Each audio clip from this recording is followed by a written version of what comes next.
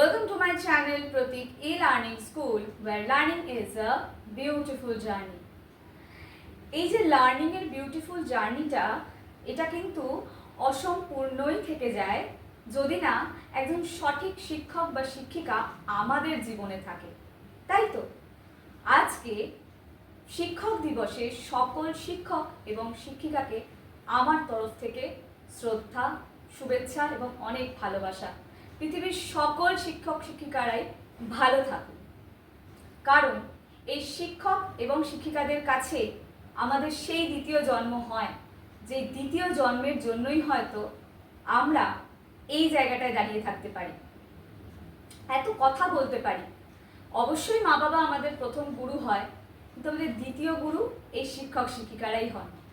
তাদের কাছেও কিন্তু আমরা অনেক ছেলে মানুষই করি, অনেক আবদার করি, অনেক বকাও খাই, কিন্তু আলটিমেটলি সবটাই আমাদের ভবিষ্যৎ তৈরি করতে তারা কাজে লাগায়। তাই আজকে সবাইকে শ্রদ্ধা নিবেদন করে আমি আমার ক্লাস শুরু করছি।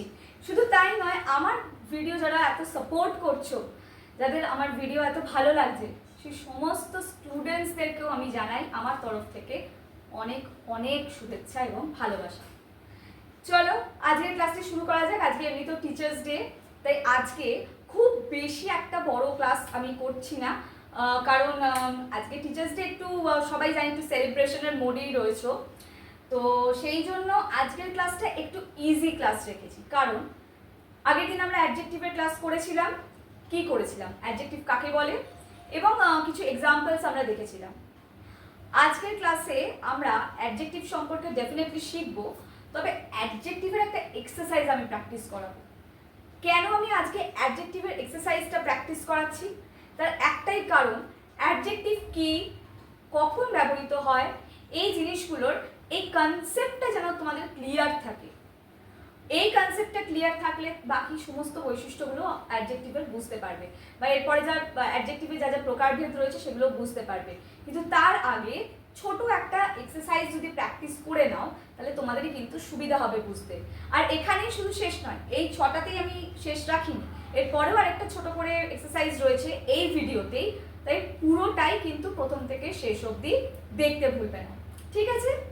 তাহলে চলো আজকের ক্লাসটি শুরু করা যাক। তবে হ্যাঁ, আরেকটা জিনিস বলে দিই, আজকের এক্সারসাইজ যেটা রয়েছে সেটা কিন্তু যারা ইংলিশে বিগিনার লেভেলে রয়েছে তারাও করতে পারবে, এবং যারা বাচ্চাদের শেখাতে চাইছো তাদের জন্য ভীষণভাবে হেল্পফুল হবে।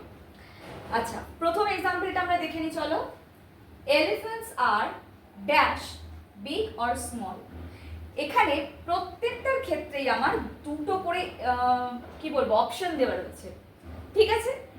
এইবার এই অপশন থেকে আমাদেরকে সঠিকটা বেছে এই ফিল ইন দ্য ব্ল্যাঙ্কসে বসাতে হবে, অর্থাৎ এই ব্ল্যাঙ্কগুলোকে ফিল করতে হবে। বোঝা গেল? Elephants are dash big or small. আমরা সবাই জানি এলিফ্যান্টস আর বিগ, তাহলে কোনটা হবে? Big. Next, this lemon is very sweet or sour. তো তোমরা কোনটা বাজবে বলো, সুইট না সাওয়ার? এটা আমি তোমাদের উপরেই ছেড়ে দিলাম, দেখি তোমরা কোনটা বলো। The market is dash white noisy. কি হবে বলো? দ্য মার্কেট ইজ নয়েজি, তাহলে এখানে এইটা হবে। Next, the hero is very strong or weak. কোনটা হবে?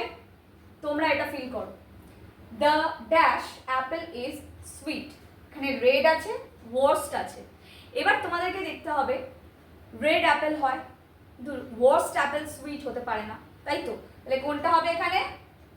তোমরাই লিখবে। The dash backpack is heavy, fast or blue. এইটা হবে তোমাদের জন্যই রেখে দিলাম। অর্থাৎ এখানে যে কটা করলাম আমি তার মধ্যে থেকে দুটো জাস্ট ছোট করে একটু সলভ করে দিলাম, বাদ বাকিগুলো তোমরা সলভ করো, কারণ আমি এই জন্যই দিলাম যার আগে কনসেপ্টটা ক্লিয়ার হোক, তারপরে আমরা বাকিগুলোতে এগোবো। অনেক সময় অনেকের কনসেপ্ট ক্লিয়ার থাকে না, তারপরে পরবর্তী স্টেপ বুঝতে অসুবিধা হয়। তো এবার চলো এইগুলোর পরে নেক্সট যে এক্সাম্পলসগুলো রয়েছে বা নেক্সট এক্সারসাইজটা ছোট করে করে রেখেছি সেটাও আমরা দেখে। এইবার আমরা চলে এলাম নেক্সট যে এক্সাম্পলসগুলো আমরা দেখবো সেইখানে। আচ্ছা, আন্ডারলাইন দ্য অ্যাডজেক্টিভস, অর্থাৎ এই অ্যাডজেক্টিভসগুলো আন্ডারলাইন করতে হবে। এখানে কয়েকটা সেন্টেন্স দেওয়া রয়েছে, সেখান থেকে অ্যাডজেক্টিভসগুলোকে খুঁজে তোমাদের আন্ডারলাইন করতে হবে। আমি এখানে প্রথমটা সলভ করে দেবো, এর পরেরগুলো তোমাদেরকে করতে হবে। আচ্ছা, they all had black hair but green eyes, অর্থাৎ তাদের সকলেরই চুল কালো ছিল, তো তাদের সবার চোখগুলো কি ছিল না, গ্রিন ছিল, অর্থাৎ সবুজ ছিল। চিন্তা করো একবার, এইরকম একটা মানুষ চিন্তা করো। আচ্ছা, they all had black hair but green eyes, তাহলে এখানে কোনগুলো বলো তো অ্যাডজেক্টিভের আন্ডারে পড়ছে? দেখো, হেয়ারটা কিরকম,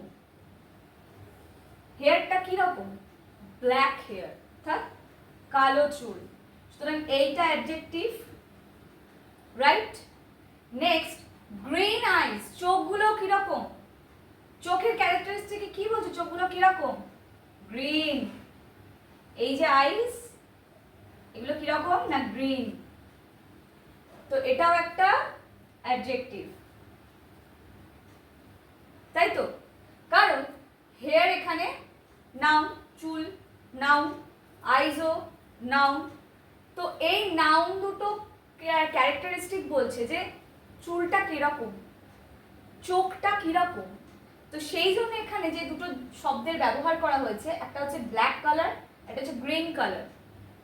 ব্ল্যাক হেয়ার, গ্রিন আইস, তো চোখটা সবুজ, এখানে এই সবুজ কি করছে না, চোখটা কি ধরনের সেটাকে কিন্তু মানে কি বলবো ডেসক্রাইব করছে।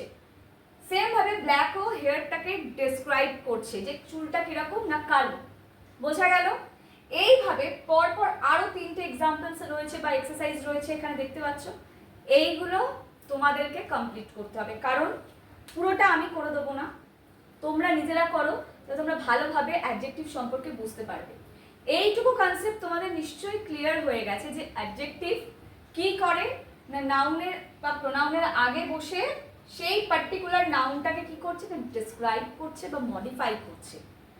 এখানে ডেসক্রাইব করছে যে দেখো বোঝাই যাচ্ছে, চুল, ব্ল্যাক হেয়ার, গ্রিন আইস, হ্যাঁ, গুড বয়, গুড গার্ল, ছেলেটি কেমন, গুড, মেয়েটি কেমন, গুড। তো এখানে গুড কি করছে, গুড এখানে ছেলে মেয়েগুলোকে কি করছে না, ডেসক্রাইব করছে। তো একটা ওয়ার্ড যেটা কোনো নাউন বা প্রোনাউনকে ডেসক্রাইব করতে কাজে লাগে, দ্যাট ইজ অ্যাডজেক্টিভ। আন্ডারস্টুড? তাহলে এইবার এই 3টে তোমরা করবে, এবং আগের যে এক্সারসাইজটাও দেখালাম সেখানে যেটা যেটা করে দিয়েছি সেগুলো তো অবশ্যই প্র্যাকটিস করবে নিজেরা, প্লাস বাকি যেগুলো দিলাম সেগুলো প্র্যাকটিস করো। অ্যাডজেক্টিভের আরও একটা ভিডিও আসবে, সেখানে আমি আরও ইন ডিটেলসে অনেক কিছু অ্যাডজেক্টিভের ব্যাপারে আলোচনা করব, এবং অ্যাডজেক্টিভ নিয়ে ধীরে ধীরে আরও এক্সারসাইজ আমি কিন্তু প্রোভাইড করব। তাই এখন যে যে প্রোভাইডগুলো করছি এক্সারসাইজ, সেগুলো কিন্তু এখন প্র্যাকটিস করে নাও, কারণ এরপরে আরও যে যে জিনিসগুলো নিয়ে অ্যাডজেক্টিভের আলোচনা করব, তখন সেই পার্টিকুলার জিনিসের উপরে কিন্তু আমি এক্সারসাইজ দিতে থাকবো, ঠিক আছে? তাই এখন ইজিটা প্র্যাকটিস করলে এরপরে কিন্তু একটু টাফ দিলে তোমাদের অসুবিধা হবে না। সেই জন্য ভালো করে দেখে নাও, স্ক্রিনশট নিয়ে নাও, প্র্যাকটিস করতে খুব সুবিধা হবে কিন্তু। তাহলে আজকের মতো এই পর্যন্তই।